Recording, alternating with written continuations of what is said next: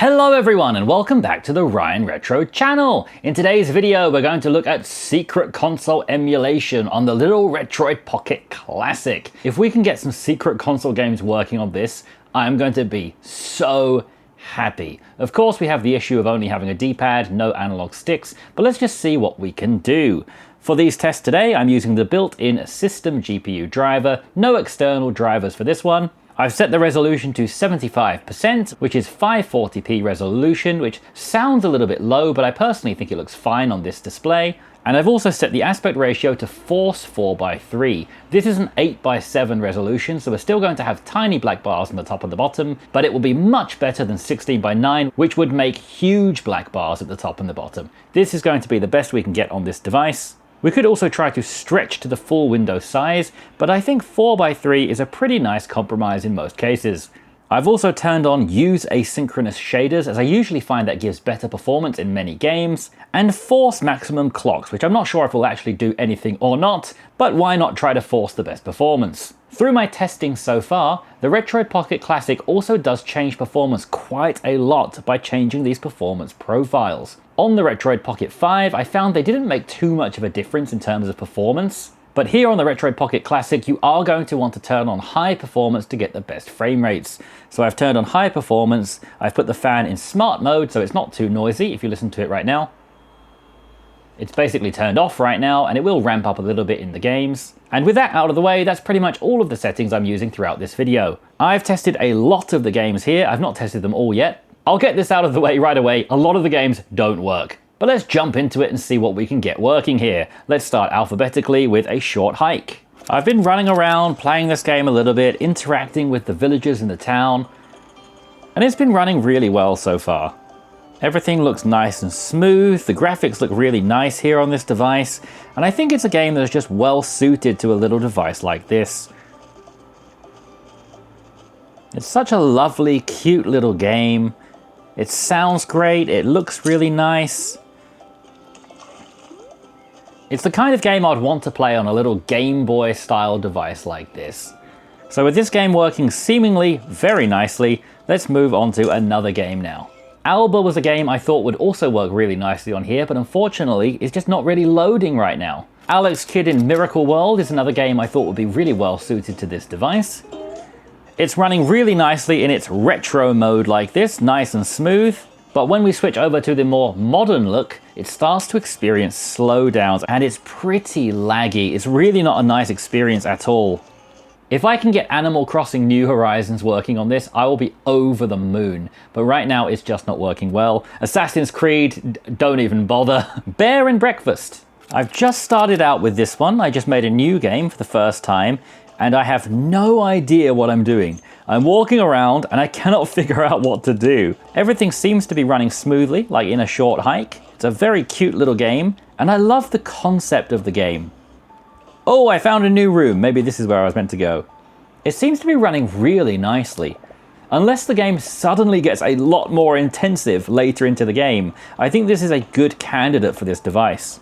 So I will try this out more, and I'll get back to you in the future about how well this is running. But if you have a Retroid Pocket Classic and you like this game, I'll definitely recommend giving this one a go, because it does seem to be running really smoothly here.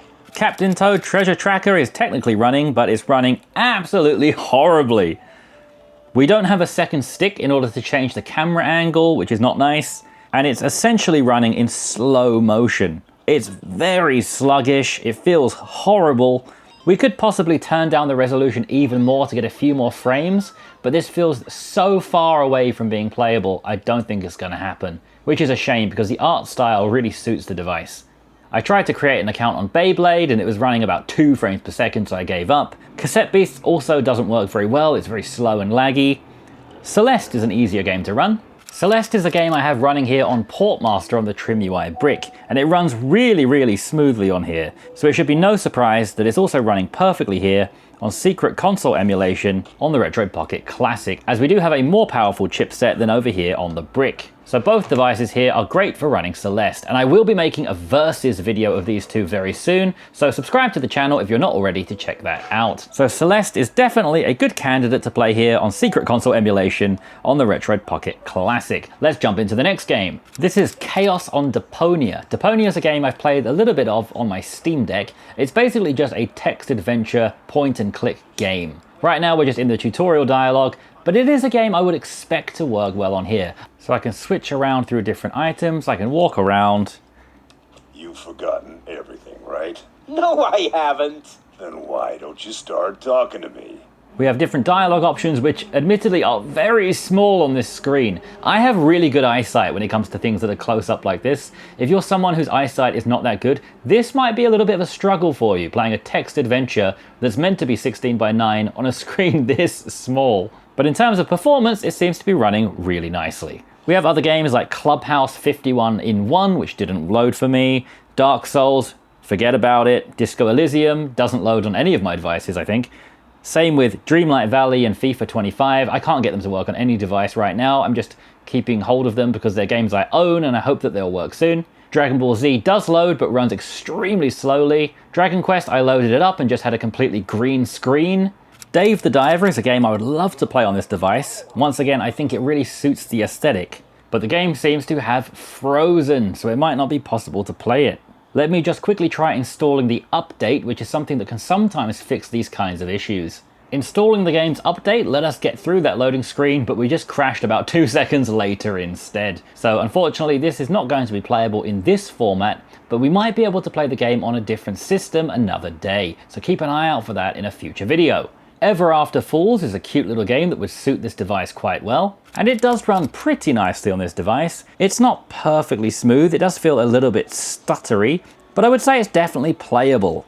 On a more powerful device like the Odin 2 Portal, the Retroid Pocket 5, or the Retroid Pocket Flip 2, you'll get a perfectly smooth frame rate that definitely feels noticeably smoother than this, but it's still very playable. The game is also available for Windows, and I have a little suspicion it might run a little bit better on there. So that again is something I will check out in the future. But I can imagine if I was bored on a trip, sat in the back of the car or on the train, and I wanted to play this game a little bit to pass the time, I would be happy enough to play it on this. It's just that the slight stuttering makes me feel a little bit nauseous after a while. So certainly not a perfect performer, but one that is playable here. Next, let's try my most played game on the Retroid Pocket 5, FIFA 18. This one doesn't really display the graphics properly, and it looks very dark, so let me turn the brightness up.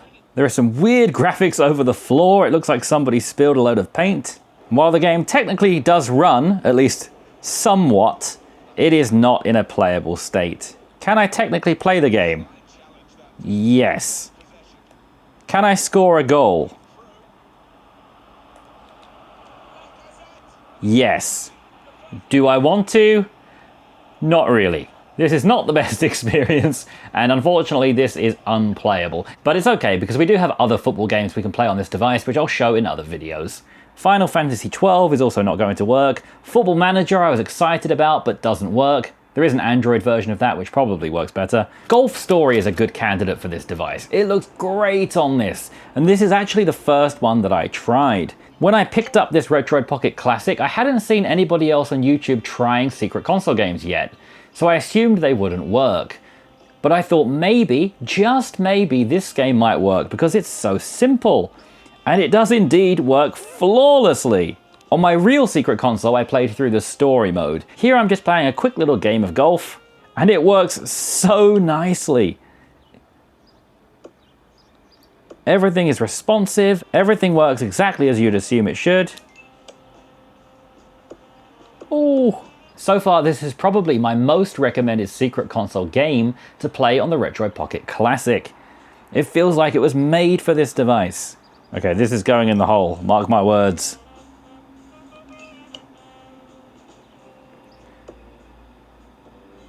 Sorry, I said mole. This is going to the mole.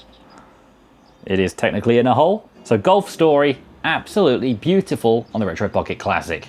I haven't tried all of the games on this list. I've got quite a lot of games to get through. So let's just focus now on the few that I've tried and actually work. Hollow Knight seems to be working really nice and smoothly at a smooth 60 frames per second. I think that's not really surprising as, you know, it's Hollow Knight. It runs on absolutely everything at this point. But it is nice to get another Secret Console game working really smoothly. Littlewood is another cute little game with a lovely aesthetic that suits the device of this console, in my opinion. Similar to Everafter Falls, it's not really running perfectly smoothly. It has that kind of nauseating slowness to it. It is playable, it is running, and it is playable in a pinch here and there, but I wouldn't like to dedicate a lot of hours into this. It just has this jerky quality to it that I don't enjoy. Monster Boy and the Cursed Kingdom, another game that I think really suits the device. This one looks amazing on this screen, and I'm happy to say, at least so far in the little testing I've done, seems to be working really, really nicely. This is a game I feel like, if it keeps performing this well, I could actually complete on this device. I have a feeling this might be the first game I finish on the Retroid Pocket Classic. I showcased this game in one of my Retroid Pocket 5 videos, and I had so many comments asking me what this game is, so maybe for engagement I actually shouldn't tell you, but I will just put it on the screen. I'm now attempting to show you Pokemon Shield, which I did play for around 20 minutes yesterday and I started to get into a little bit, but now just doesn't want to load. So I guess I cannot recommend this game after all. Maybe I need to play around with some other drivers and settings with that one. Spiritfarer did load up but was quite laggy, Stardew Valley was also laggy, and there's no point playing Stardew Valley on the Secret Console here, because we can run it perfectly with the Android version. Steamworld Quest is a game that seems to be running perfectly, it looks incredible, and it's very smooth. If we jump into the card-based battle, it is a little bit small on this device, but it runs really smoothly. It feels like a native Android game. Definitely another good candidate here, and I'm really surprised to see it running so perfectly. I cannot make a YouTube video without including either Ace Golf or Tennis in the Face, so let's jump into that now. As expected, Tennis in the Face works absolutely perfectly, as it does on basically every system of the last decade. I can do this. I can do this. Yeah, there it is. That's the angle. And what better way to finish it off than the little Prince Boy, Exhale of the Crazy. Here we go.